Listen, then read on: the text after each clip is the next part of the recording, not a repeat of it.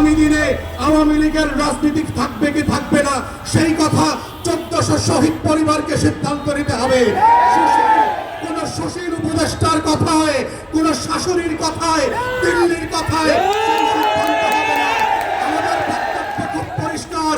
গণঅভ্যুত্থানের পক্ষের শক্তিরা গণতদন্ত কমিশনে গিয়ে উন্মুক্ত শুনানিতে অংশ নিয়ে বাংলাদেশের কোটি কোটি নাগরিক যেখানে নিবন্ধন করে তাদের মতামত দিতে পারবে, সেই মতামতের উপরে ভিত্তি করে আওয়ামী লীগ প্রশ্ন, গণহত্যার প্রশ্ন, জাতীয় পার্টি এবং 14 দলীয় দিল্লির গোলামদের ভবিষ্যৎ কি হবে সেইটার সিদ্ধান্ত নিতে হবে এবং সেই সিদ্ধান্তের উপরে ভিত্তি করে আওয়ামী লীগের ভবিষ্যৎ নির্ণীত হবে। এই প্রস্তাব দেবার 7 মাস 8 মাস পেরিয়ে গেলে পরে আমরা দেখতে পাচ্ছি জুলাই গণহত্যা নিয়ে কোনো উচ্চবাচ্য করবার আয়োজন দেখতে পাচ্ছি না। জুলাইয়ের গণকবর যেটা আমরা আগস্ট সেপ্টেম্বরে ভিজিট করেছি সেইখানে উপদেষ্টাদের যাবার কোনো মদত দেখতে পাচ্ছি না। অথচ এখানে অনেক উপদেষ্টা দেখেছি 71-এর চেতনা বিক্রি করতে করতে 14ই ডিসেম্বরের শহীদদের কবর জিয়ারত করতে করতে মুখে ফেনা তুলে ফেলেছেন, কিন্তু রায়ের বাজার বধ্যভূমিতে জুলাইয়ের 114 শহীদের কবর জিয়ারত করার সময় তাদের নাই।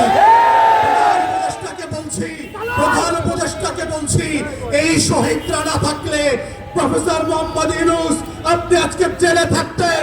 6 তলার বিল্ডিং, লিফট ছাড়া, বিদ্যুৎ ছাড়া বিল্ডিং এর 6 তলায় হাসিনা আপনাকে উঠবস করাইতো, সেই দিনের কথা ভুলে যাবেন না। আপনার মামলাগুলো আজকে আদালত দিয়ে নাই করে দিয়েছেন। এই নাই করার রাজনীতি হইতো না, আপনার মামলা চলতো।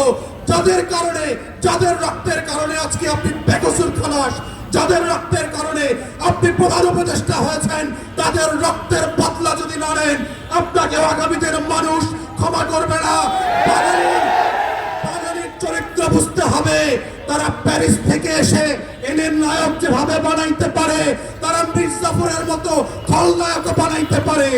এই রক্ত দেওয়া শহীদ পরিবারের এই ইতিহাস ভুলে যাবেন না। তাই আমাদের বক্তব্য হচ্ছে গণতদন্ত কমিশনের মধ্য দিয়ে আওয়ামী লীগ প্রশ্ন রিজলভ করেন।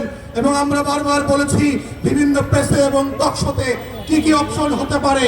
প্রথম অপশন হচ্ছে নাৎসি মডেলে আপনি আউটরাইট আওয়ামী লীগ, জাতীয় পার্টি এবং 14 দলকে নিষিদ্ধ করে দেবেন।